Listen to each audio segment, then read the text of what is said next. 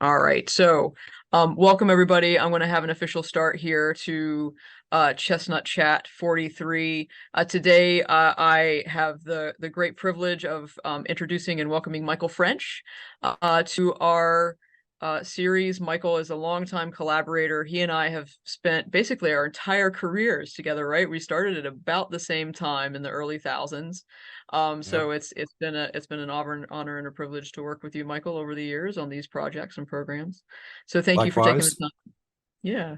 Um, but before we get fully started, I want to give a little bit of housekeeping. So as always, if you have, if you just want to talk to each other, talk amongst yourselves, please use the chat. Feel free to tell us about how much firewood you use in a given year. We use about 4 cords, so I'd love to see what what your stance on flannel is. I'm a big fan of flannel and hoodies.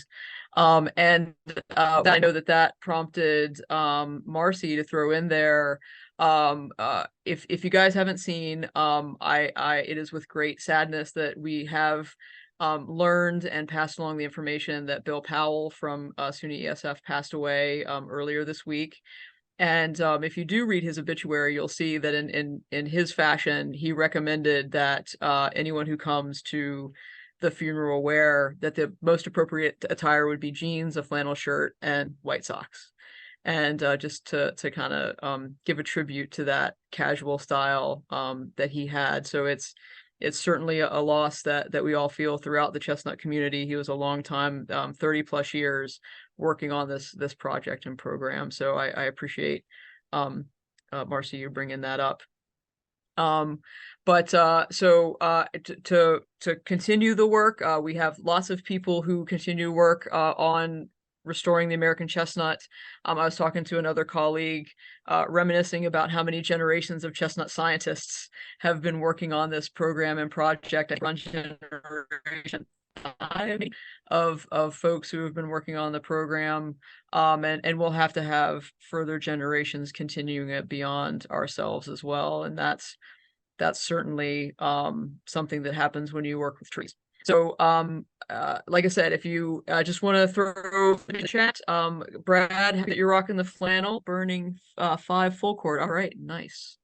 And then if you have any questions, throw that in the Q&A.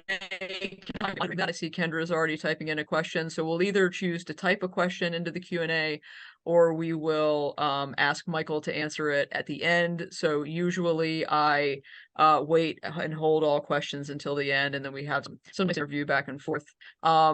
As you noticed when you came on, this session is being recorded.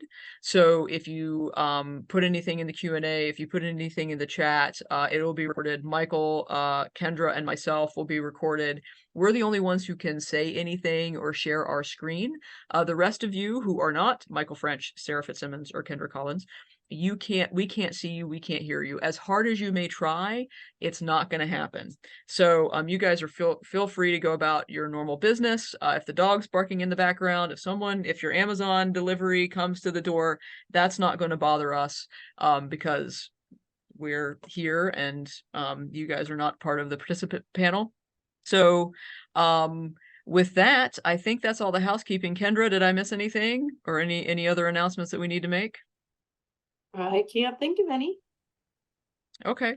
Well, with that, I'll put one more plug in for next month. Next month in December, we're going to welcome Vasily Lakoba and the rest of our crew at Meadowview Research Farms. So Vasily, Sierra, Dan, Eric, and Lauren, they're going to come and talk about all of the exciting new events that they're making down there and some of the exciting results we've been having at the farms. So I hope you guys can tune in on December. I think that's December 15th. That'll be our last Chestnut Chat of the year to hear some of that and see some cool video and cool results and things of what's going on down at Meadowview. With that, Michael, thanks again for joining us. It's exciting to hear an update on this work. Over to you. Okay. I'm Michael French, Director of Green Forests Work, and I've been working on Mineland Reforestation and American Chestnut Restoration for, probably about 20 years now. And Sarah asked me to give this presentation several months ago, I thought, okay, that'll be good. And then I started thinking about it as I was putting it together, and it's probably been about 7 years since I've given a presentation to the National Chestnut Foundation. So I thought there'd be a lot of new faces, a lot of new employees, and new members as well. So I thought I'd go over kind of the history of this, how it all came about, and how it ties into American chestnut restoration. But I'm going to talk a lot about restoration of coal mines across the Appalachian region, and how we're using that to tie in with American chestnut restoration. So before the Surface Mining Control and Reclamation Act of 1977 was passed, reforestation of surface mines was a really common practice across Appalachia and beyond, either by mining companies planting trees or by seeds being brought in by wind and animals after the mining companies had just dumped piles of rocks here and there. And in a lot of cases, the trees on those surface mines did very well, as you can see from these black walnuts in southern Indiana and cottonwoods in southern Indiana and white oaks in southern Illinois. In fact, researchers found that some of the most productive sites for white oak in the entire state of Illinois were on former coal mines. This is a loblolly pine plantation from western Kentucky, and loggers have been harvesting loblolly pine poles and trees for other uses for decades out there. This is a mixed hardwood pre-Surface Mining Control and Reclamation site in Reclamation Control and Reclamation Act site in eastern Kentucky, where they planted pines and black locust. And eventually those trees fell out of the population and were replaced by poplars, maples, and other hardwoods. So as you can see from those photos, trees were doing very well on surface mines, but there were a lot of other problems associated with coal mining during that time. This is a scene from Letcher County, Kentucky that would have been common in Tennessee, Virginia, West Virginia in the 1960s, 1950s. It's called shoot and shove mining. What the mining companies would do is they would come and clear cut the forests. Then they would drill down to the coal seam and use explosives to blast the rock off to expose the coal. They would just push all of that loose material over the side of the hill, scoop up the coal and move on. And they would leave a lot of places looking like this. And then seeds would land on that loose rock and germinate, and the forests would come back. But you had a lot of issues with this. You had boulders coming down, sometimes landing on roads, going into people's houses, actually killing people. There was massive erosion and sedimentation of streams. Mining companies would often leave dangerous high walls or other unnatural and dangerous landforms in place. In some cases, they would leave toxic or acid-producing material on the surface. This is a site in central Pennsylvania near Phillipsburg, and I took this photograph probably about 2014, and this site had looked like that since the early 1900s. The water coming off of this area is very acidic. It's laden in metals like iron, aluminum, manganese, sometimes arsenic and mercury, cadmium, and others as well. But the records for this mine here were actually lost, but we know it happened in the early 1900s because as I was walking around this site, I actually found out that it happened before the blight had passed through this area, because there was some chestnut regeneration that had occurred on the site, and there were chestnut sprouts growing in some of that acidic material. So because of those problems, with human health and safety and environmental issues, the federal government, Congress, passed the Surface Mining Control and Reclamation Act of 1977 during the Carter administration. And it formed the Office of Surface Mining Reclamation and Enforcement within the U.S. Department of the Interior to standardize coal reclamation on surface mines across the nation. And they did that for a multitude of reasons. One of them was to level the playing field economically for the states, because some states had pretty decent reclamation laws at that time. Others were a lot more lenient, and it might be more favorable to mine coal in certain states. But they were really focused also on slope stability, eliminating the landslides, keeping boulders from coming through people's houses and killing them, and reducing some of the environmental degradation that was occurring on surface mines during that time. And as a part of the law, it required that mining companies get a permit before they were going to mine an area. They had to put up a monetary bond before mining commenced so that if they just went and took the coal and left a big mess, the federal government would have a pool of money to clean up that site. It also created a pool where mining companies that were actively mining coal would pay into the abandoned mine land funds so that the government could go back and clean up some of those older mines. And it required that mining companies declare a post-mining land use. That is, what is the land going to become after the mining is completed? Will it become forest land? Will it become hay pasture land, industrial, commercial, something of that nature? You had to determine what the land was going to be and then reclaim it to a certain set of standards. And it also required that mining companies restore the land to their approximate original contour. It said that you couldn't leave dangerous cliffs in place or large ponds. You basically had to restore the mountains to the shape that they were in before the mining commenced. So this is a contour mine in eastern Kentucky as well. After the Surface Mining Control and Reclamation Act was passed, you can see these bulldozers ensuring slope stability. They're compacting everything into place. And this is another site in West Virginia. You can see all of the bulldozer tracks on there, how they really packed everything in so that they wouldn't, have the landslides and material movement that they had seen before. And when they did that, and they declared reforestation as the post-mining land use, tree planting failures became really commonplace because they had overly compacted the growth medium. But they had also, in a lot of cases, seeded aggressive grasses and legumes, which would outcompete the trees. This is a 7-year-old northern red oak in a post-SMCRA site. You can see all of the aggressive Sericea lespedeza, Kentucky 31 fescue that was seeded there.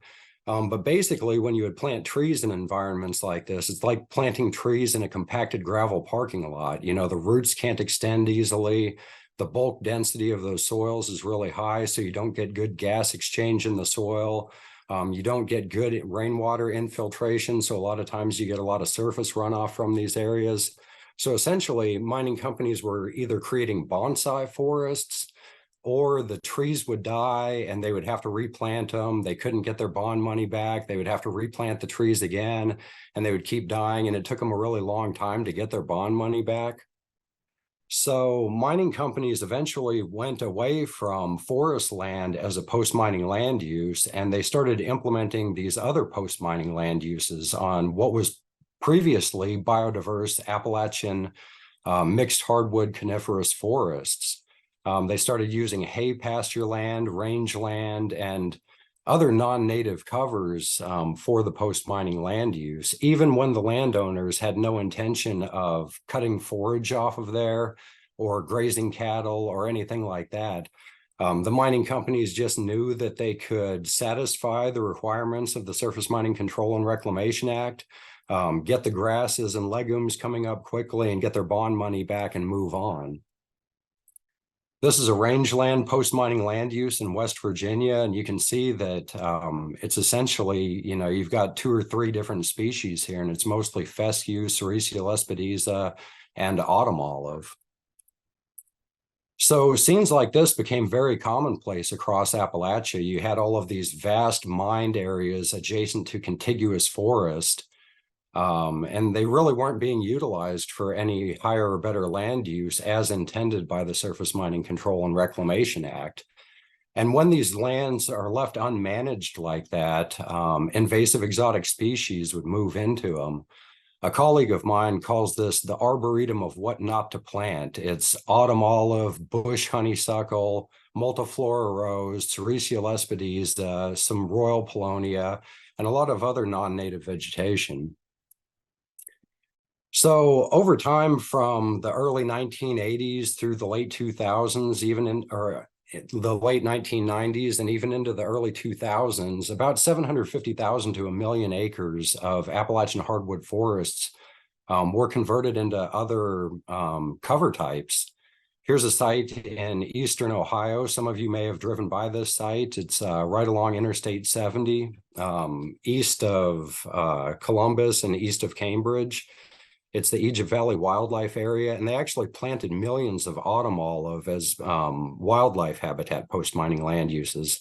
So you essentially got a monoculture of autumn olive with a few sycamores and a few black locusts popping up into the site.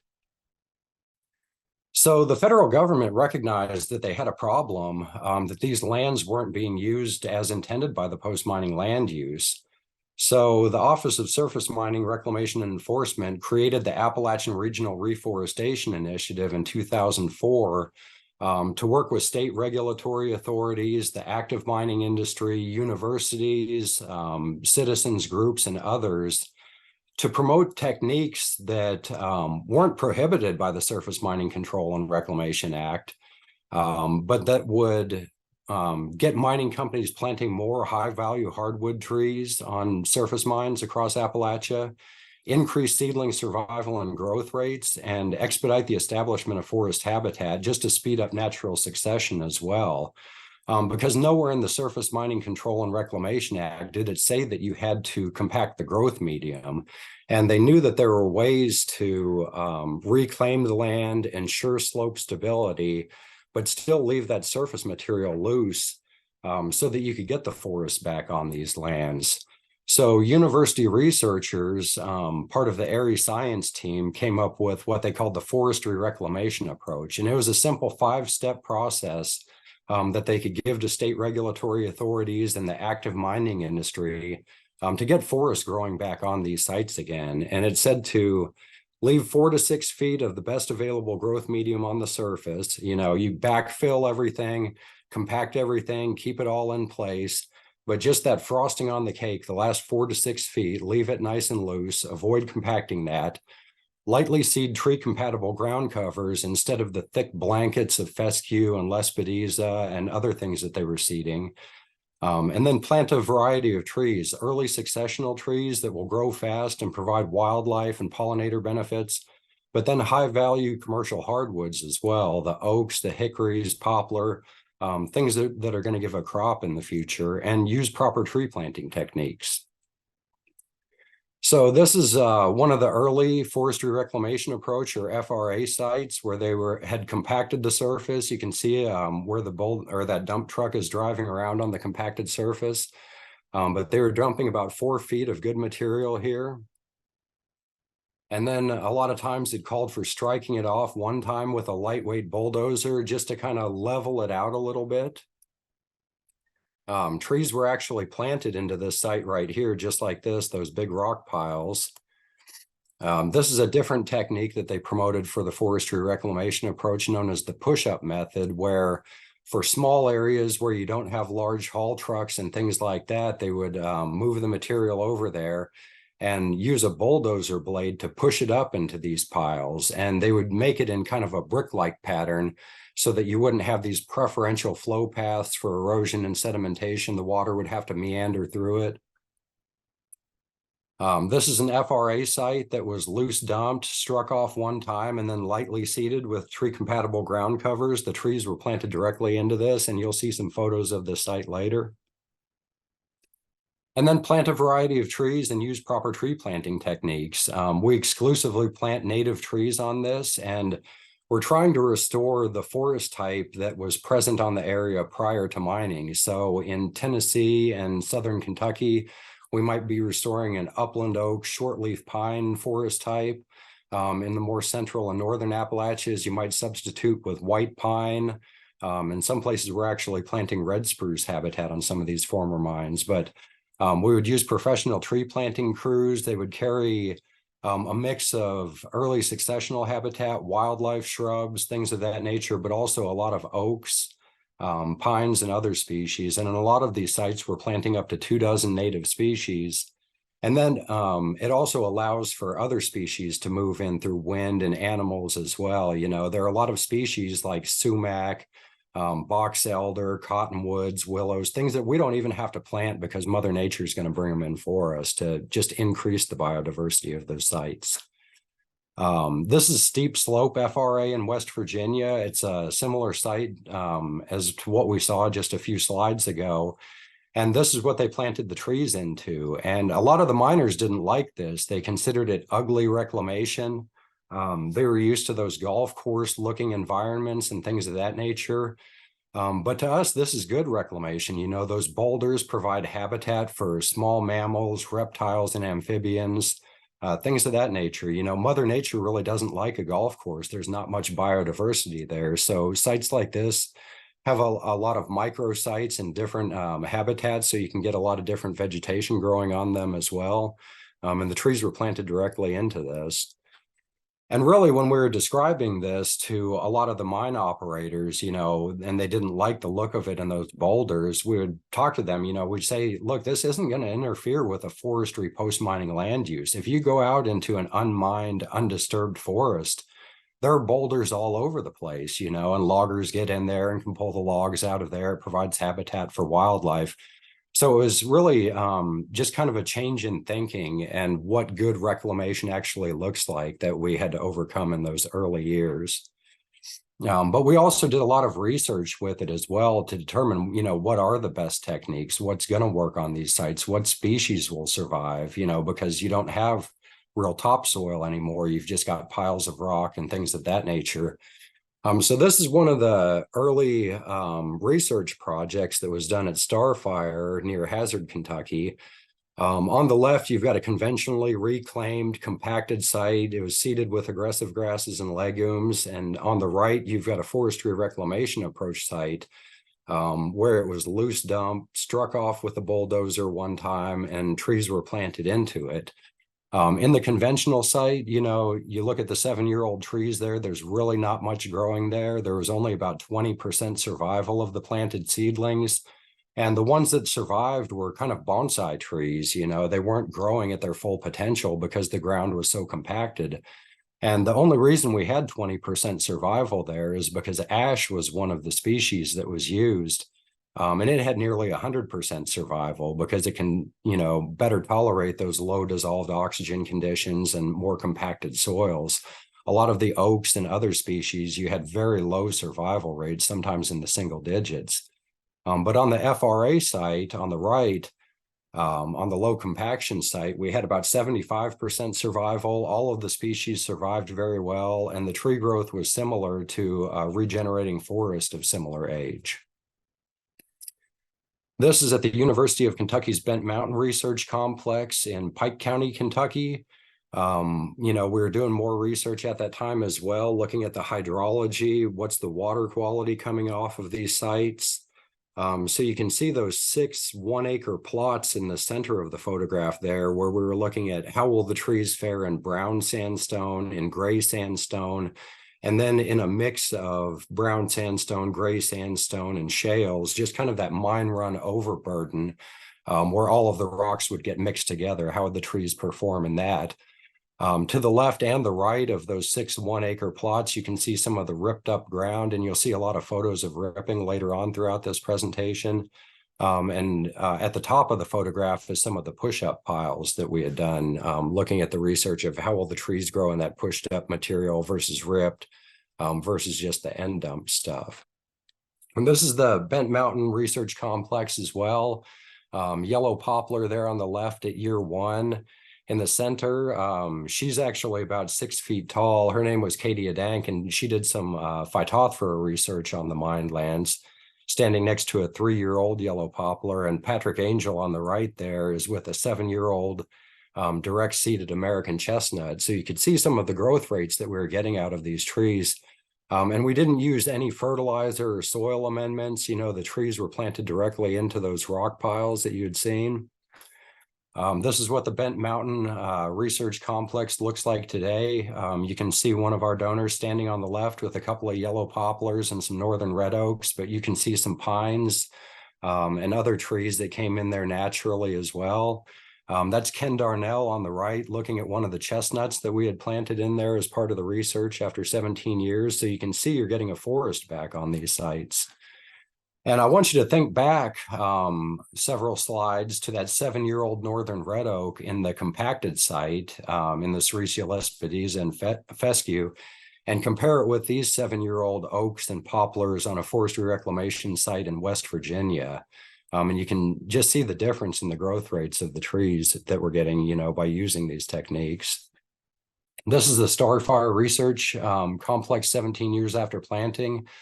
We take a lot of tours out there to show people this and showcase it and how they can actually get forest back on their lands. Just looking at yellow poplars and some of the white pines there. So as we were doing this, we were planting a lot of white oak, northern red oak, ash, pines, other native species. We started thinking, why plant chestnuts on the surface mines? Chestnut had been lost to blight. A lot of the nurseries just weren't growing it anymore because they figured, why plant them? They're just going to die. But we knew what the Chestnut Foundation was doing at that time, and we knew that mined lands reclaimed using these techniques could be very productive for other species, and we thought that they probably could for chestnuts as well. There's a lack of initial vegetation that can hinder old field plantings and forest plantings that we were seeing with some of our early chestnut plantings. And we thought that, in Kentucky anyway, we were losing some of our orchards, entire orchards, to Phytophthora. And we thought because these areas were, sandy, well-drained sites, they might be unfavorable to Phytophthora and other soil pathogens that were hindering our chestnut orchards. And then we knew that in the long term, if we were establishing chestnuts on these sites, it could aid dispersal into the surrounding forest that we might not be planting chestnuts on, either just through gravity of them rolling downhill, or through, blue jays and other animal vectors moving them into the surrounding forest on private and public lands. And also surface mines, when you look at them, where it's economically feasible to mine that coal, they're generally on the upper slopes and ridgetop positions where chestnuts would have been, a dominant component of a lot of those forest types. And when you look at the range of American chestnut in green and overlay it with the Appalachian coalfields region, the two overlay each other almost perfectly. So if you could establish little founder populations of chestnuts on coal mines throughout this region, it would help with restoring chestnuts, throughout its range as they just spread naturally and fill in the gaps. And Gifford Pinchot, the first chief of the U.S. Forest Service, he said chestnut will thrive on a variety of soils from almost pure sand to coarse gravels and shales. And when you look at these surface mines, that's almost exactly what we have there, with a lot of sandstones and coarse gravels and shales. So about 2005, the Appalachian Regional Reforestation Initiative and the American Chestnut Foundation were working together on some of this work, and they started what was called Operation Springboard. And it used pure American chestnuts to get mining companies away from creating all of those grasslands and thickets of autumn olive and things of that nature, and implementing the forestry reclamation approach. So it was a way of using chestnuts. A colleague of mine said that the chestnuts are the chrome bumper that's going to sell the car. When you talk to the mine operators and people in the region about chestnuts, they get really excited because it had this kind of legendary and mythological status where they had heard about it from their fathers and grandfathers, how dominant the chestnuts were and how they used to harvest the nuts and things of that nature. And, they get really excited about planting chestnuts. So if you could let them know that, if you implement the forestry reclamation approach, we can try to get you some of these pure American chestnuts to plant their land. So it was a way of promoting the FRA by using chestnuts to do that, but also a way to get, more sites so that we could learn more about chestnut restoration on these areas. So the Office of Surface Mining, Reclamation and Enforcement and TACF signed an MOU in 2008 to work together to promote each other's causes. And during that time, like I showed earlier, we were researching, how can we get chestnuts back onto these sites? The Chestnut Foundation at the time was really promoting direct seeding and using containerized plants like the D40 cells. But we wanted to use bare root seedlings as well. But a lot of nurseries just weren't producing bare root Americans at that time because, like I said, they just figured that they would die. So we did studies looking at direct seeding versus containerized transplantation, shelter versus no shelter for direct seeding, using various family lines as common garden studies to determine, are there going to be differences in how chestnut families perform on these sites? Would Phytophthora be an issue, or would it just be blight that we'd have to overcome on these sites? And then as time progressed, we started using B3F3 seedlings on a lot of these sites as well.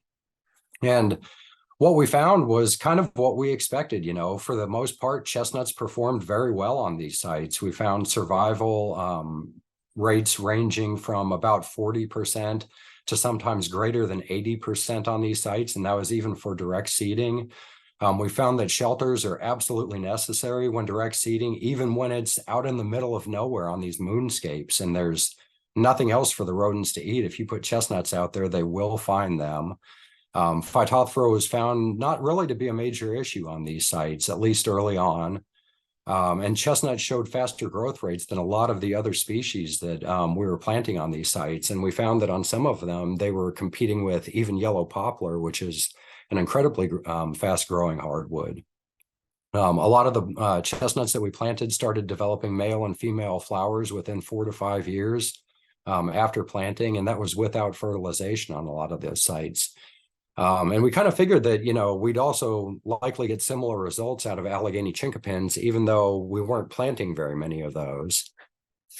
So these are some of the early plantings that we did on Bent Mountain and elsewhere, looking at shelter versus no shelter, direct seeding versus containerized transplants. That upper left photograph there is a direct seeded chestnut planted into a shale pile, 2 years of growth without any fertilizers. At the bottom, Lauren Bazari was looking at the shelter versus no shelter study.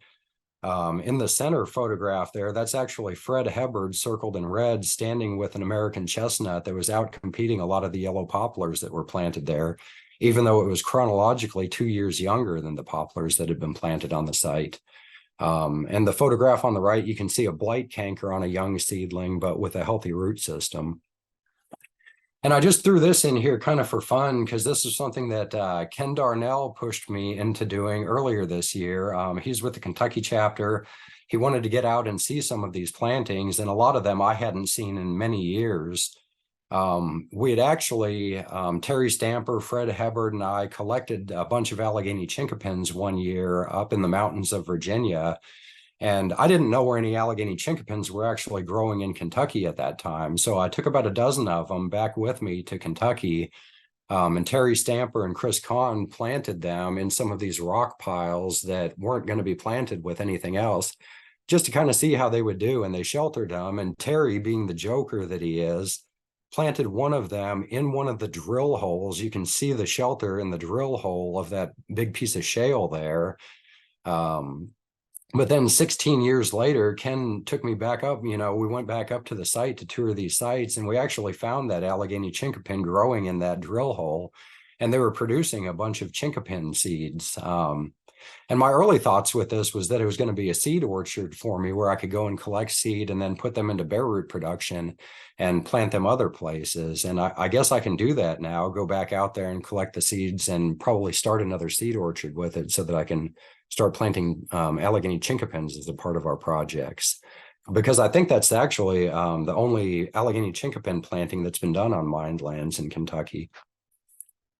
So, knowing that chestnuts could do well on these sites, knowing that we could get forests back on these sites, we were looking back at the same time at that 750,000 to 1 million acres that had been converted from forests into these disused grasslands and non-native vegetation thickets.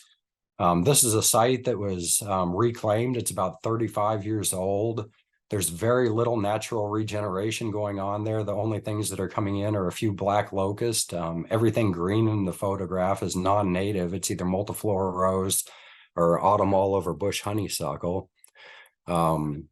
So we started Green Forest's work, and it was conceived by the Area Science team as an entity that could raise funding and implement large-scale ecological restoration projects on formerly mined lands. Because the Appalachian Regional Reforestation Initiative was part of the federal government, they have a more difficult time raising funding and being able to expend those funds. So they figured that a 501c3 organization would be the best way to go about doing these projects. So Green Forest work really started as a proposal to the White House during Obama's first major speech, really. The housing market had collapsed, the economy had tanked. There was a lot of TARP funds being released. And his first speech was about green jobs and stimulating this green economy. So we sent a proposal to the White House to create Green Forests work. And our insider at the White House at that time, the Green Job Czar, was actually fired because of a pseudo scandal. So it was probably never actually seen. But Chris Barton was giving a presentation in DC around that time, and the Appalachian Regional Commission took notice of what we were doing just as an informal initiative, and they loved it and decided at the end of their fiscal year they were going to give us startup funding to get the 501c3 started. So Green Forests Work became an official 501c3 in 2013, and we rely on grants, donations, and partnerships to implement ecological restoration projects on public and private lands across the Appalachian region and beyond. Our mission is to reestablish healthy and productive forests, primarily on formerly mined lands, but we've also expanded beyond that in recent years. We implement a modified forestry reclamation approach on what we call the legacy mined lands. These are the mines that were reclaimed after the Surface Mining Control and Reclamation Act was passed, and they were reclaimed according to all laws, all regulations. So they're non-jurisdictional lands now. There's no longer an obligation on the part of the mining company, federal government, state government, the landowner, or any entity to do further rehabilitation or reforestation on these lands. But GFW, we also support, a lot of other reforestation projects throughout the region, and even, in the Western United States, supporting riparian restoration projects, projects that are going to restore native forest cover on lands that have been impacted by other disturbances, whether it's abandoned agricultural fields or areas that have been impacted by exotic insects or diseases, things of that nature. But the modified forestry reclamation approach, basically these areas, we don't have huge amounts of money like the mining industry did to do large scale earth moving. So we've got to deal with the hand that we've been dealt. And the first step, we've got to control the unwanted vegetation. And we do that through mechanical or chemical means or both. Then we've got to mitigate that compacted ground, because compaction is really the biggest impediment to restoring forests on these lands. And we do that either using the push-up method that I showed you earlier, or deep ripping of the ground to break it up. Then we plant a diverse mix of native trees and shrubs, use proper tree planting techniques, and where we've got funding and where appropriate, we spread native ground covers. A lot of times we'll sow these areas with sometimes dozens of species of native warm season grasses and wildflowers for pollinator mixes. Basically to create prairies that are going to be a placeholder until the forest canopy is established. And we found a lot of benefits from creating vernal pools and wetlands on these lands as well.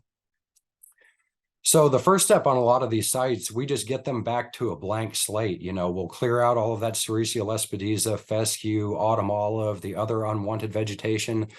Sometimes just scraping it out of the way with bulldozers, pushing it into piles at the project perimeter or into berms or piles in the center of the project, into what we call rabbitat.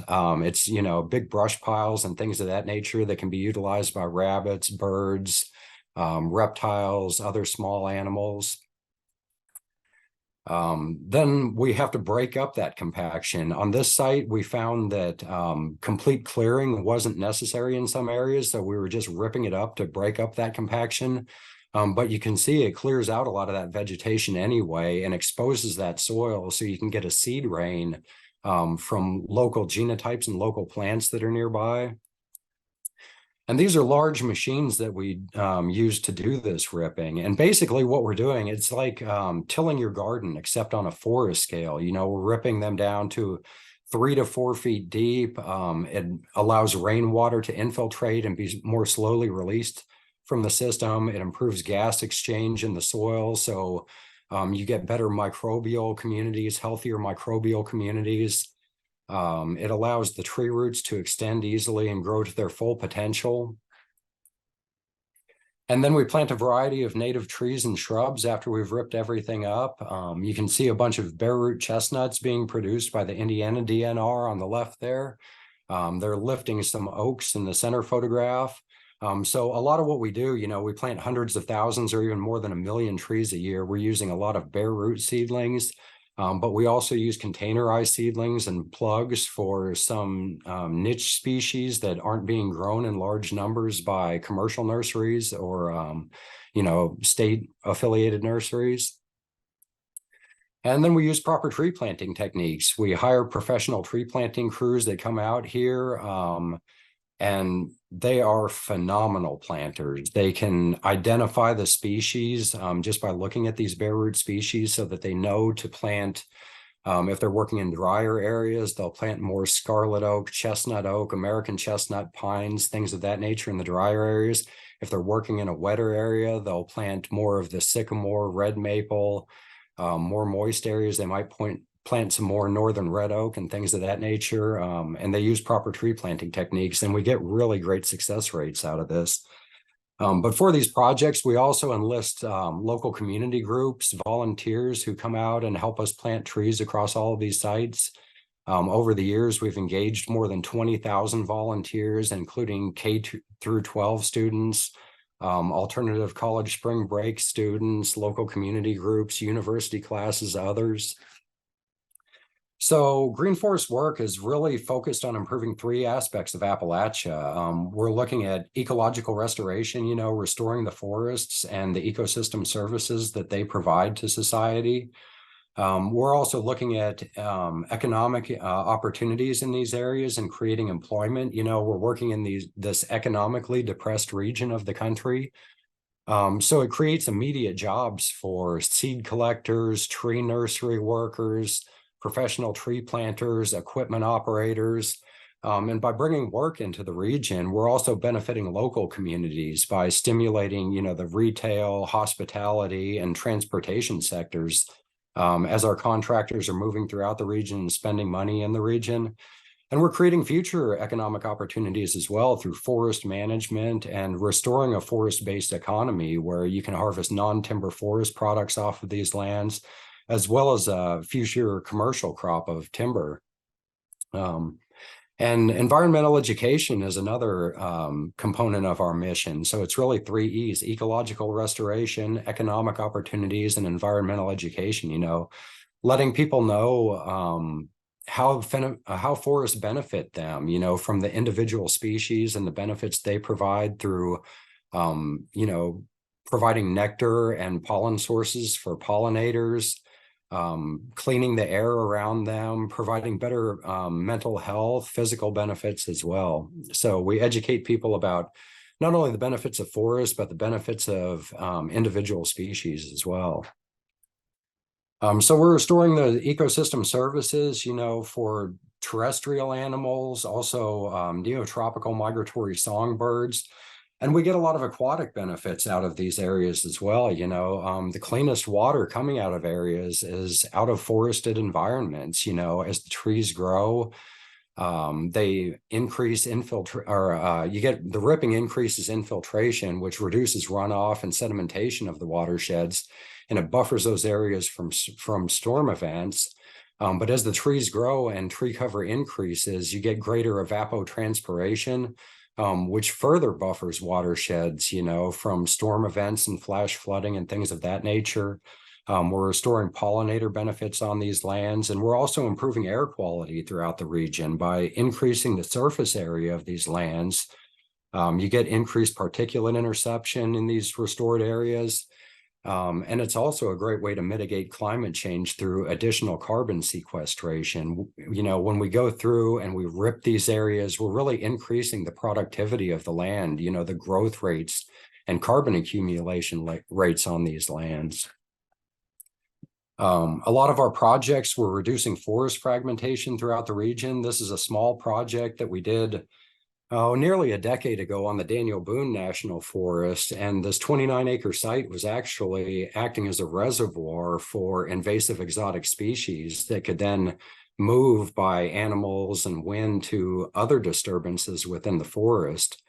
So we went in and we ripped up everything and, closed that hole in the forest so that we would benefit wildlife as well that require large blocks of unbroken forest for, breeding and their habitat. This is that actual site within the Daniel Boone National Forest. You can see we've cleared out all of the autumn olive, Sericea lespedeza, and unwanted vegetation that was there. We cross-ripped everything. And you can see one of the little ponds that we created there, which is actually kind of an ephemeral pool, but it'll benefit amphibians and, mammals and birds and other wildlife during the spring months where it's holding water. But it'll also create habitat for hydrophilic plants and, get more biodiversity within these sites by creating just a variety of soil moisture conditions.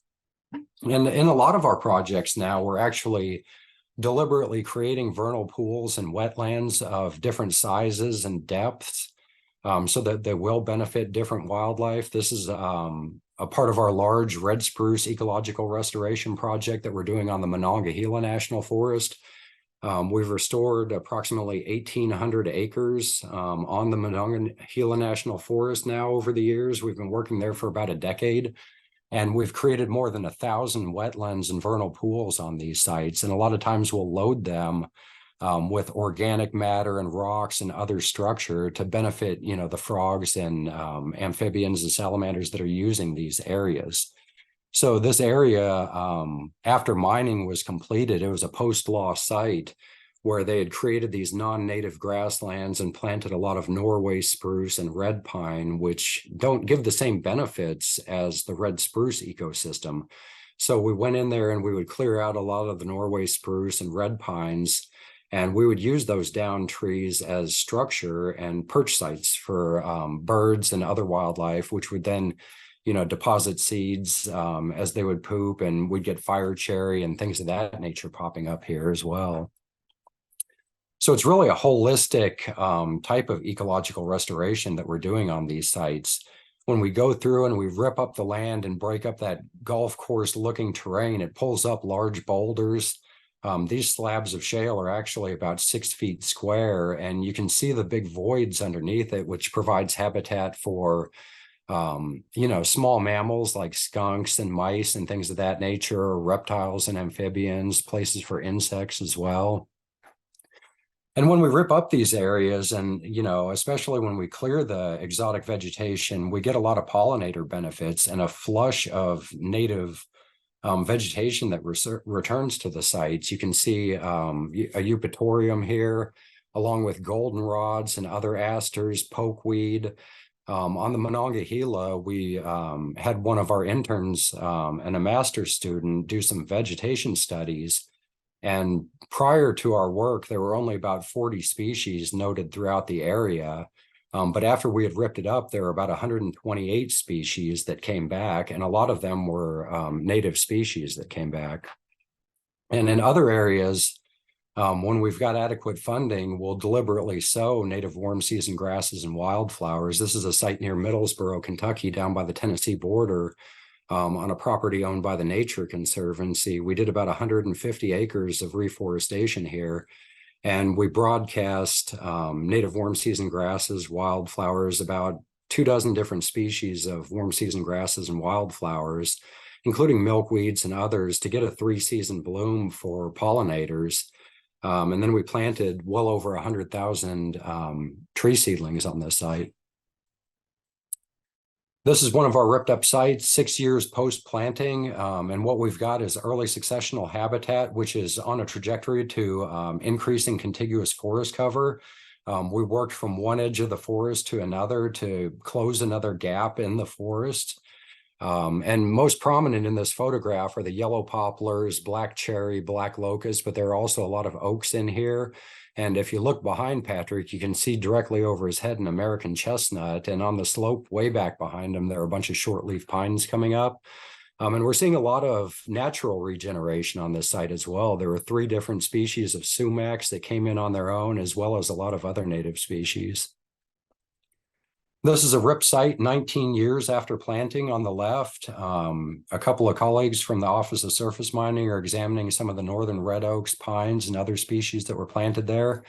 I'm looking at one of the 14-year-old sycamores that had popped up on its own in that ripped ground. And these are just a couple of distant photographs of what it looks like after restoration occurs. The site on the left is the Guy Cove stream reconstruction project that we did, where we plugged the under drain of a valley fill and reconstructed the stream corridor on the surface so that we could restore surface water functioning.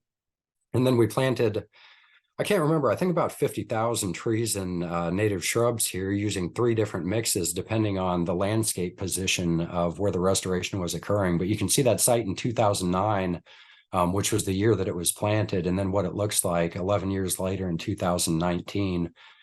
The site on the right is near Coshocton, Ohio. It had looked like this since, the early 1980s. It was just a pasture. There was a lot of good vegetation coming in there, butterfly milkweed, goldenrods, other asters that were coming into the site, but we ripped it up, planted about 30,000 trees there. We included chestnuts, I think at 30 chestnuts per acre on that site.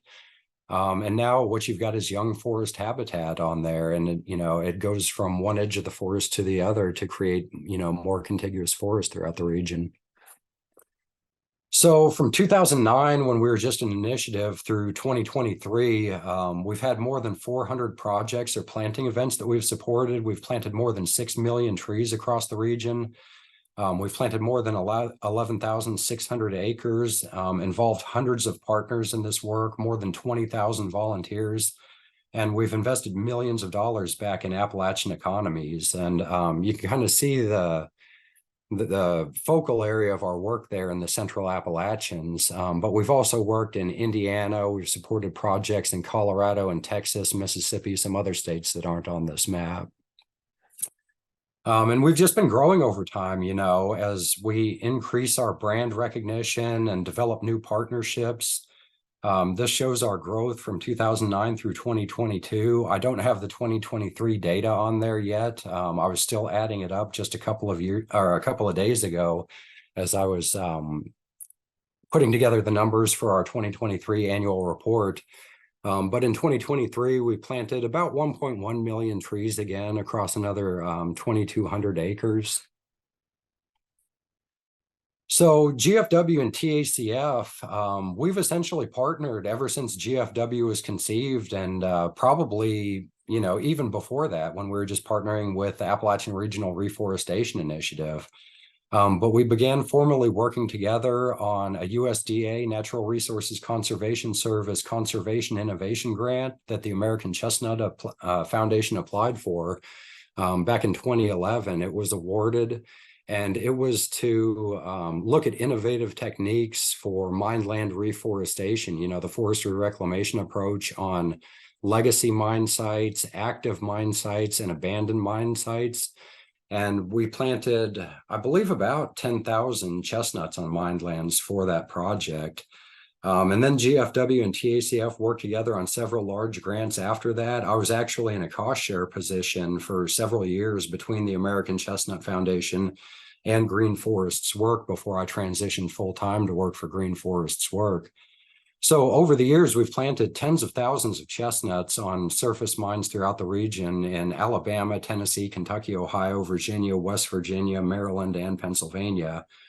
And recently, we restarted a new partnership between the Arbor Day Foundation, GFW, and TACF to continue this work. And in 2023, this past spring, we planted about 5,000 chestnuts on surface mines in several states. And I believe in 2024, we're going to plant about 10,000 chestnuts through that partnership, where the Arbor Day Foundation became a lot more interested in American chestnut restoration after that New York Times article came out highlighting TACF and Green Forest's work throughout the region. Some of the Arbor Day Foundation's donors began asking them, what are you all doing to support American chestnut restoration? So they reached out to us because we'd been planting chestnuts together for so many years, and we developed this partnership so that the Arbor Day Foundation could provide funding directly to the American Chestnut Foundation and GFW to help restore chestnuts throughout the region.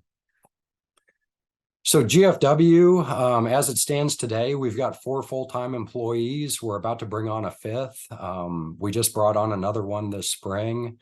And we're ready to scale this work even further with additional funding. We know that these techniques work. We know that the sites are out there. It's just a matter of getting funding and scaling up the trees as well.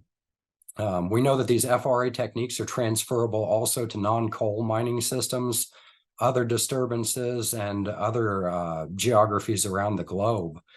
Dr. Chris Barton, GFW's founder, did a Fulbright scholarship recently in Australia where he promoted FRA techniques in Queensland after the devastating wildfire season of 2019 and 2020 in Australia. There was this resurgence of interest in reforestation on their abandoned agricultural lands, on their mining operations there. So he went over there and promoted the FRA, and we planted, I think, around 350,000 trees with the Arbor Day Foundation in Australia from 2020 through this past spring. And we're actually looking at a project on a mine in Africa for planting possibly in 2024. And we know that these techniques will work. And we've also worked recently in Pennsylvania on a sand and gravel mine using FRA techniques. So it's just a matter of, getting that knowledge out there, promoting these techniques and other non-coal mining systems and disturbances as well.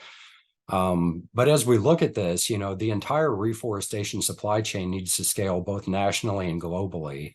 Every year, where we're planting hundreds of thousands or millions of trees, we're running into shortages of individual species. Like some years we won't be able to get all of the white oak or chestnut oak or shagbark hickory that we're looking to purchase. So we'll have to substitute with other species. And every year in the spring, all of the nurseries are sold out of their seedlings. So we need more seed collectors out there. We need more seedling production. We need more tree planters as well. So it's not only about scaling green forests work, but also scaling the entire reforestation pipeline as well, nationally and globally. It's a major issue right now. And I just kind of wanted to end on this note right here.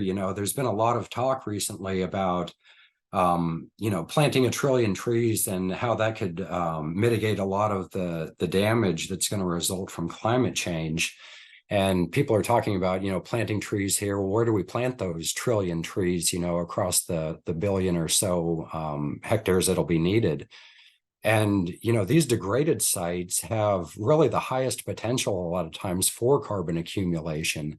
Because the trees are gone, the topsoil was buried during the mining process, and you're just left with piles of rocks. They've got little to no organic carbon initially. So they can serve as carbon sinks for centuries or possibly longer as the soils are rebuilt, as you're rebuilding those organic layers in the A horizon and the B horizon, and you're rebuilding the biomass, not just in the plants, but in the microbial communities as well. And we found that on some of these sites, we can sequester or accumulate 1 to 3 metric tons of carbon per hectare per year.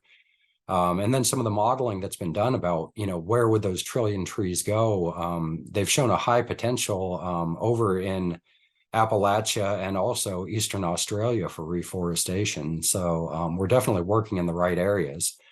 And this work that we're doing, can serve as a model for other species and ecosystems that have undergone declines.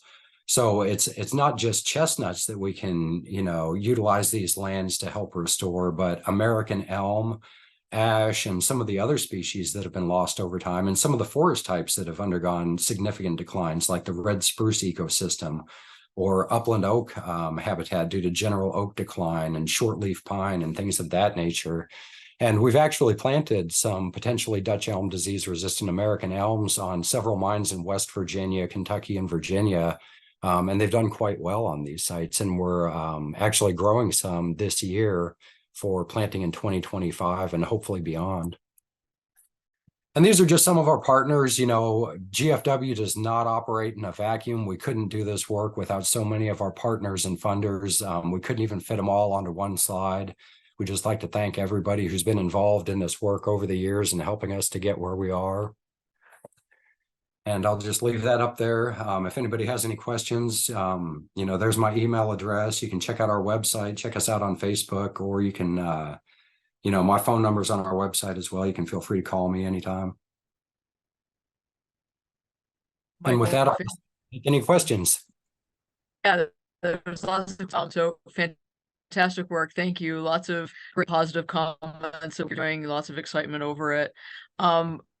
Questions here, so we'll see how many we can get through. And I'll remind anybody who, if you put a question in the chat, and didn't turn it over to Q&A, that's where I use my questions because they get lost in the chat real easy. So if you haven't put your question over in the Q&A, please throw it over there when you get a chance. Let's start with Russell's question. Where do you get your bare root trees? We get them from all over the place. A lot of the states have nurseries where they produce seedlings. Pennsylvania has DCNR and Howard Nursery. We get them from Kentucky Division of Forestry, Indiana DNR, Tennessee Department of Agriculture. We also buy them from commercial nurseries. There are a lot of just privately owned nurseries out there growing some of the stock that we need. We also have cooperators that collect seed locally and then grow them commercially, and we'll purchase them from them, just kind of contract growing them, especially for some of those niche species like I talked about earlier. So it's really a hodgepodge of where we get our seedlings. Yeah, and I want to give a shout out to Ken Darnell, who made some pretty impactful appearances in your presentation there. He says, amazing and exciting, Michael, great work. So just want to make sure that kudos gets and shout out gets passed on. He then asks, yeah, I was glad that he dragged me out actually earlier this year, because that planting, I hadn't seen it in 16 years. I didn't even know if those chinkapins were still alive. We just kind of planted them in the rocks and walked away, and getting back to see them and see that the rodents were utilizing them as a food source, it was pretty exciting. Yeah, for sure. He further asks, how can you organize so much replanting with only a paid full-time staff of 4? Do you all work 16 hours a day? We do work extremely long hours in the spring during planting season.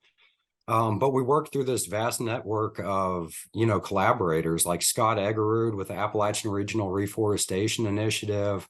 I mean, he puts in super long hours as well. We also hire seasonal technicians. We've got some grad students that help us out. So we've got a really good network of collaborators and volunteers that help us do this work, because we definitely couldn't do it alone with just the 4 of us. Yeah, and I want to say that that's sort of, I think almost any nonprofit really, like, everybody kind of puts in a little extra effort, but especially tree work and chestnuts specifically, like, there's always more work that can ever be done by one organization or one position, and it really requires these massive partnerships and collaboration. So I'm glad we can work together on these things. Let's see. Dan says or asks, after you plant seedling chestnuts in the wild, how do you keep deer from coming in and eating them clear to the ground? And I've got several deer related questions in here. So why don't you let us know about your deer, the way that you can evade deer protection? Yeah, so, some of the sites like in Pennsylvania or areas where you have really high deer pressure, we'll build fences around them, or the Pennsylvania Game Commission or somebody will construct a fence. GFW really doesn't do it, but NRCS will sometimes provide funding for fencing. But a lot of our sites, we don't find that it's a huge problem, the deer browse. Occasionally a tree will get munched, but I don't really worry about it so much. We're planting a lot of these trees out there for wildlife to utilize. So if a deer munches one of our trees, I don't panic about it, because, we're planting hundreds of thousands of trees every year. So, and we know that, over time, if we get 50% survival after 5 years on these sites, we're happy. But I guess it was Phil Rutter that kind of changed my thinking on chestnuts as well. He had a planting of chestnuts that he had put in a row of them, and they were doing great, and he was going to fence them, but then he had some health issues that came up, and the deer browsed the tops off of them, and he got really bummed about it. And the next year it was the same thing, and he didn't fence them, and they were sprouting out and kind of looking ugly. And he never did fence them or anything. But at about 5 or 6 years old, they had enough root resources that they took off and got up above the browse line. And he showed a photo of those trees about 30 years later, and he said, I started thinking about it, and in 80 or 100 years, is anybody really going to know that a deer bit that tree when it was 2 and 3 years old? And he's like, probably not. So he didn't really panic about it anymore like he used to. And I kind of have that same mindset myself. Good. Yeah, I want to piggyback and say that that happens in a lot of cases where it doesn't matter. There are places, and I'm gonna pick on New Jersey and New York a little bit, and maybe a little bit of Pennsylvania, where that browse it kills, like, they kill them down to the ground. But in a lot of areas too, yeah, it really doesn't matter, and they have really amazing adaptive capacity to resprout, and even those resprouts, they're 7-10 foot in a season, once they Yeah. have that good established root system. So that they're certainly adapted to some amount of and I've gotten someone who said that I have a right to go ahead and pick on New Jersey. That's we deserve it. So having lived there for 4 years, I'm glad I can go ahead and do that. Dana Nelson. Hey Dana, what containers worked best for chestnut? Um, I didn't like the D40s. They have their taproot shoots down so quick, and it seems to me that they get pot bound, and it takes a couple of years to recover once they do get pot bound. So I would recommend a larger container if you're going to do it, and one that's deeper is definitely better, so that that taproot can, continue growing down and growing down. But the D40s worked if you get them out there quickly. D40s were great. We had success with those, but I would definitely recommend larger, especially if you're going to keep them for a year or so. Yeah, I think we really like the gallon or 2-gallon pots for longer term, like more than a year. So and the tall ones, 14, 16 inches minimum Yeah. for more than a year. I agree. I'll ask Dana's other question, which is how many blight resistant American chestnuts do you project you need annually? It depends on our growth. A lot of these areas that we're planting in Kentucky, Virginia, West Virginia, even Ohio, I mean, they would have been 10% or greater of the forest. So if we're planting, 150-acre site, planting 100,000 trees, we could easily burn up 10,000 trees on a single site. Right now, we're probably planting about 20% white oak, and we're planting about 1 million trees a year. So we could use 100,000, a couple of 100,000 chestnuts a year pretty easily, once we've got suitable material. Yeah, nice. Anita says, has anyone tried seeding the sites with microbes like fungi or bacteria in addition to trees? We have done that actually on a couple of sites, and we've inoculated some trees. As we dip the roots into a mix, we've dipped them into a mycorrhizal slurry. And it does help. We've seen it at places like Jockey Hollow, where even where you weren't doing that, where nature was doing it, where you had planted trees closer to the forest edge and they were moving in more quickly through natural processes, we saw an effect in tree growth.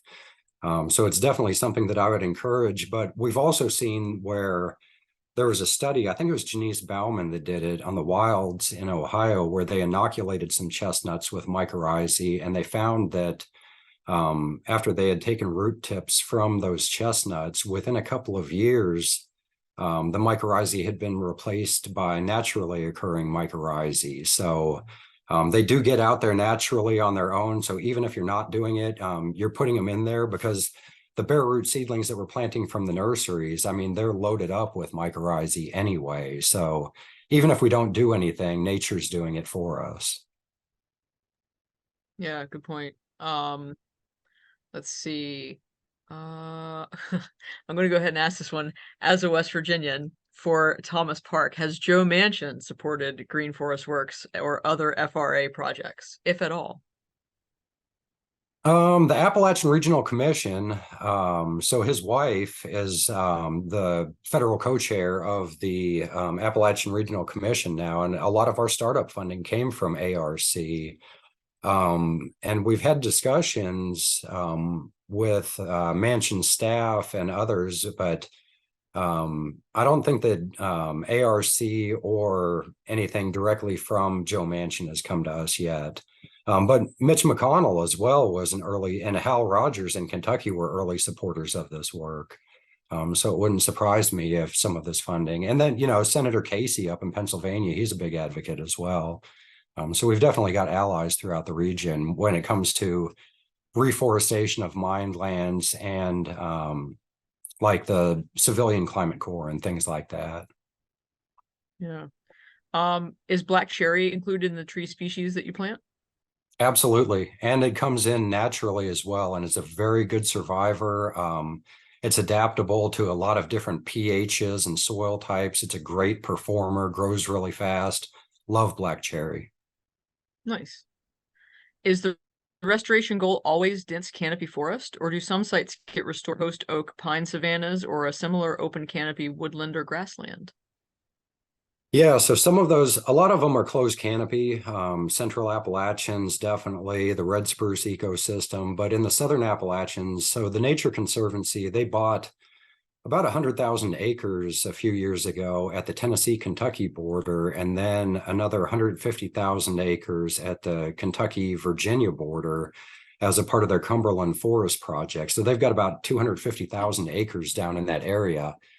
And they're going to manage some of the restoration sites that we're installing right now and have been over the past several years as an upland oak shortleaf pine woodland or shortleaf pine savannas.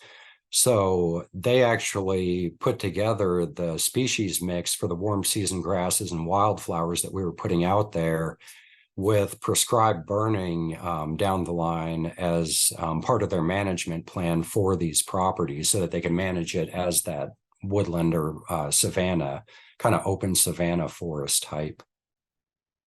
Yeah, nice.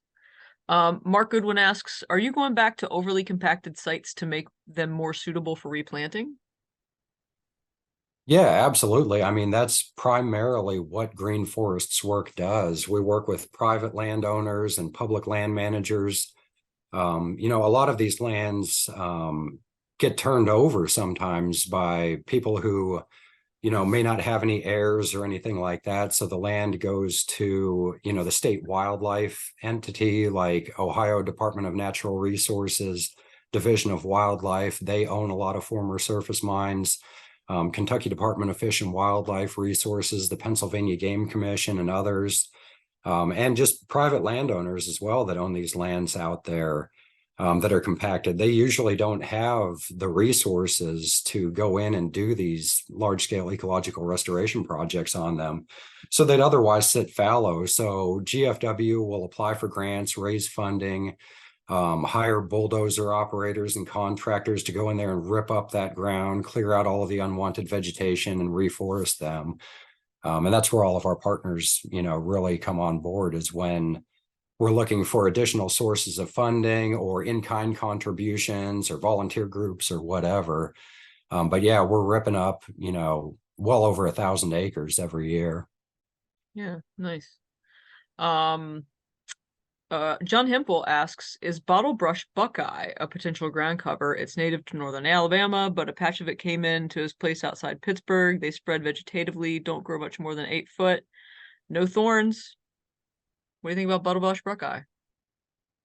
Haven't used it.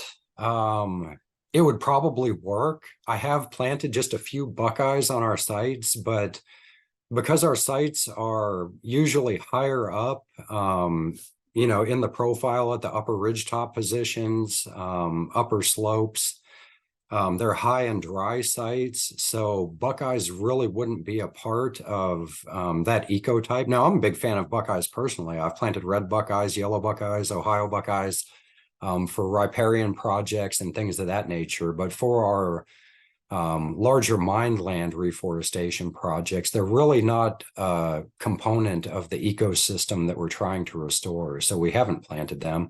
But if they were, an appropriate component of an area that we were trying to restore, I'd be all for it. Nice. Alan Kanaski, I'm kind of excited to ask that question, and also sad he invokes Blair Carball's name, and you know, Blair passed away earlier this year, or actually late last year, but he did a lot of work on minelands. I know you and I toured some out in eastern PA with him. So Alan asks, does your work extend to the anthracite region of Pennsylvania, and what did you learn from Blair on the work that he did on strip mine lands in that region? I learned from Blair that fences are necessary in a lot of Pennsylvania. He did some plantings there. They were great to go and tour and see with him, and they utilized our techniques. You know, weed control was another thing that I learned to keep an eye on from touring sites with him, because his were some of the early plantings, and we still do work over in that area a little bit. Now, usually it's just through seedling donations or through the ARI program. Green Forests Work really hasn't done any big ripping projects over there in the anthracite region lately. I wouldn't be opposed to it, but we just haven't had any pop up. But Blair and Bill Reichert and some of those guys that were active over there did some really great work. A lot of good Well, demonstration sites over there.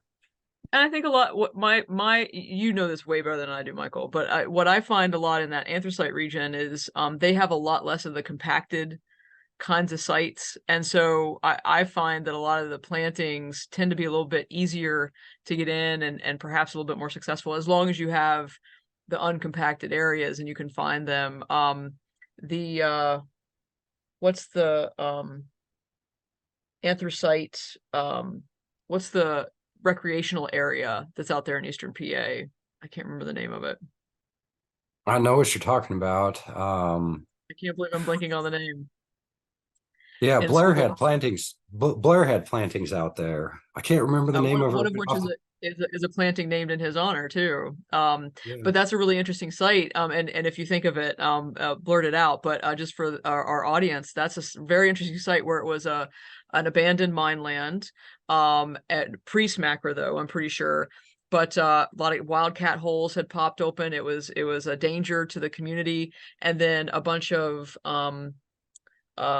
commercial companies who do UTVs and ATVs like Hummer and Kawasaki and Suzuki got together with Pennsylvania DCNR, ARRI, and a bunch of other organizers, the county, to buy up the property and create a recreational vehicle playground. So much like you would see like a ski resort and have different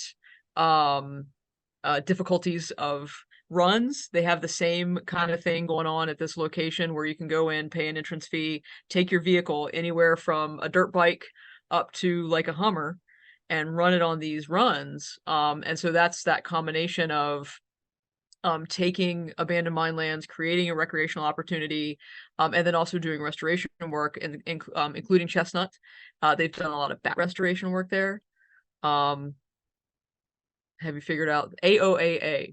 The anthracite outdoor um uh does that ring a bell, Michael? AOAA or It AAOA? does. It does. Yeah. Yeah. Sorry, I'm having bandwidth issues. I'm going to stop my video real quick here. And Hoy did an anthracite outdoor adventure area in Northumberland County. Thanks, Hoy. All right. Let's see what else we got here. Um do you see, I think this means windblown trees. Do you see windblown trees or things that come in after overtake the bare root planted trees over time? And it may also be a question about seed planted trees. I'm not sure if this question from Brian McLean is asking about seed. Oh yeah, no, it is. Do you see seed planted trees overtake the bare root trees over time? Sometimes it depends on the species. You know, we do get natural regeneration of like sycamore and box elder and some things like that that just pop up on their own. And yeah, a lot of those locally derived ones, especially like the fire cherry and things like that on the Monongahela National Forest. I mean, they just shoot right up. It's incredible to see what nature can do if you give it a chance. So yeah, sometimes they'll overtake some of our oaks and things like that, but then some of our other species, you know, the pines and even some of the oaks that we're planting do very well and just, you know, stay up in the canopy. Mark Carlson says, have you experienced a resurgence of chestnut blight in the areas that were not resistant? Maybe some of these wild American plantings that you did early on, or even some of the backcross, or what kind of blight incidents are you seeing in these plantings? Yeah, those early ones, the Operation Springboard Pure American plantings, a lot of them are largely gone. There are very few trees still remaining, and other things have come in and replaced them, whether it's poplar or black cherry or things that have just come in naturally, even some autumn olive, that's come back in. So yeah, a lot of those Pure Americans aren't there anymore. A lot of the backcross plantings, especially the progeny tests that were done during, after Operation Springboard, but it's part of the CIG. A lot of those trees are looking great. There is some blight, but a lot of the trees just really look fantastic. Yeah, I was out there in 2019, 2020, I think, and saw some really phenomenal, I mean, 30-foot tall trees, probably 6, 7, 8 inches in diameter trees on some of those CIG sites. The really phenomenal growth and looked real nice. Yeah, Um, and that was one of the ones I took with the New York Times reporter to one of the CIG sites in Ohio because I figured that there would be burrs and, other things that we'd be able to see there. yeah. Well, and to that, Anita Klein asks, what is the frequency of burrs that you see on the surface mine sites? Given enough time, I mean, there are a lot of them. Some of the places, the early plantings like Jockey Hollow, where early backcross trees were used, I mean, they're loaded up with burrs, branches bending over. Kind of reminds me of Meadowview, some of the areas where, branches look ready to snap just because they're so loaded up with burrs. Yeah. Brad Johnson and actually I think Alan, they both ask about Phytophthora. So Phytophthora is going to be an ongoing problem. What are you seeing in regards to the pathogen on various sites as you go from north to south, and are there differences? Are you seeing them on mine sites at all? We found it on mine sites and Pythium as well. Um, but it didn't seem to, you know, lend itself towards any mortality. It was picked up in water samples and things of that nature, picked up from roots, but it wasn't the primary cause of death. So I would expect that Phytophthora is there. It's going to be everywhere, but on those sites where they're well drained, it can't, it's the environment. I don't think it can take a real foothold, but it may act as an opportunistic pathogen in some situations. But, And you given time as well, as more fines build up and things of that nature, it may become a problem, but it really wasn't a problem at all with any of the Mineland plantings that we did. Well, and kind of the follow-up, what safeguards, if any, do you put in place to keep from transmitting things like Phytophthora from nurseries to reclamation sites? That's, an exercise in futility is what I've found. The professional planters can't sterilize their equipment. I used to go around and sterilize my equipment when I was doing research projects and things of that nature. But they're driving from site to site, and even if they tried, once the underside of a vehicle is packed in mud from one site and, the wheel wells are full of mud as well, things are getting transported left and right. It was one of my big concerns when I was with the Chestnut Foundation and we had the Pure American distribution program. And I said, look, we really shouldn't ship anything west of the Mississippi. And I think we set that as a policy to not move things. But in the eastern US, I mean, Phytophthora cinnamomum has been detected in Pennsylvania. It's all over the place. It's moving with climate change. It's going to be there. And even the nurseries, it's widely assumed that all of the southern nurseries have Phytophthora. I know that they've got it at Kentucky. I was told that they have it in West Virginia, but none of them had ever actually tested for it. But they had seen, necrotic root systems and things like that. And the Chestnut Foundation actually discontinued using one nursery, the Augusta Forestry Center in Cremora, Virginia, for chestnut production because their soils had too high of a clay content and there was too much damping off and Phytophthora losses over time. But they're shipping their seedlings everywhere anyway, even for non-GFW projects. The mining companies are still some of the biggest tree planters in the eastern US outside of pine plantations. and they don't do anything about it. So it'd be an exercise in futility if we were the only ones actually sterilizing everything, which isn't possible. We'd be the only ones doing it, and it would be meaningless anyway. Well, and I'd say too, kind of to your point about having the end user be the one policing that, really it's up to the nurseries and then the inspection agencies, the nursery inspection agencies, the various plant health inspection services at the fed or state level to really, monitor that and see what those levels are that are tolerable. So definitely challenging too. As an end user to make that the onus put on them, it's not effective. Yeah. All right. Fred Behringer says, I think we got time for a couple more, so I appreciate you sticking on here the whole time, Michael. Fred asks, is the 1 to 3 metric tons of carbon per hectare per year sequestered just in soil, or does that include carbon in plant growth? That's the plant growth. We haven't done enough on soils and soil accumulation. And I think that it's going to increase over time. A lot of our sites are still, only a couple of decades old. So as the trees get larger, start growing faster, I imagine that those accumulation rates will only increase over time. But a lot of the work that's been done only looks at, the biomass of the plants and not really the soils. And even some of the carbon trading programs that are out there, most of the carbon trading programs completely discount soil carbon because it's so difficult to measure. Yeah. So there a lot more work needs to be done in that realm.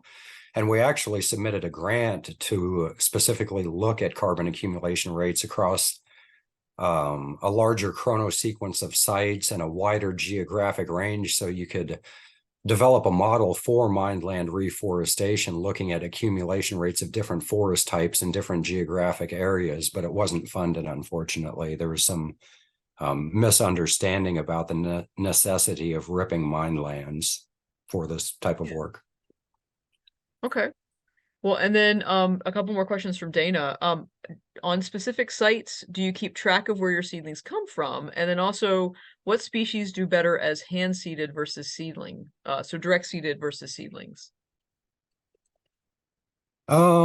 Yes, we keep track of where our seedlings come from for each of our sites and what percentages were planted. So we can go back and look at the records and say, okay, we planted white oak from Kentucky Division of Forestry for the most part. Now, sometimes if we do a turnkey job with a professional planting contractor, we may not get their full records about did they come from ArborGen or Kentucky Division of Forestry, Tennessee Department of Ag, Native Forest Nursery, or whoever. But for most of our projects, yeah, we're able to track all of that information. Which species do better as direct seeding versus bare root transplantation? It's tough to say. We don't do a whole lot of direct seeding because a lot of that stuff you have to overseed so much or it's consumed by wildlife.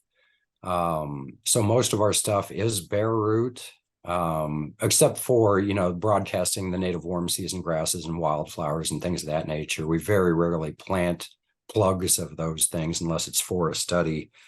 But there are certain species that direct seeding might be a better propagation technique. Like one species that comes to mind is elderberry, which doesn't transplant very well. It's got kind of a fleshy root system and it leafs out really early. It'll leaf out in the bags even before you get it in the ground. So it's a difficult one to transplant. If we're going to plant it and spend the extra money, a lot of times we'll plant it as containerized or potted plants. But ones like that either leaf out early or have more delicate root systems and don't lend themselves to storage, I would think would be the better ones to direct seed. Yeah. Well, good. Well, we're here at 1 o'clock. I appreciate all those who stayed on here through the bitter end. Michael, thank you again for your expertise and sharing that with us. I've got so many great kudos here in the chat and the Q&A. A really fantastic presentation and the work that you guys are doing. Again, an honor to work with you and a pleasure. So looking forward to planting those 10K plus chestnuts next year. And continuing the work long into the future. Let's hope we got another good 20 years of our careers to work together too. Let's hope so. My lifetime goal is 100 million trees. I got a ways to go, so get me some chestnuts. Awesome, will do. All right. Well, you guys, everybody, I hope you have a wonderful holiday next week. Hopefully we'll see you on December 15th. We'll talk about MetaView research and keep the chestnut chats going. So have a good one, everybody. All right. Thank you, everybody. Yeah.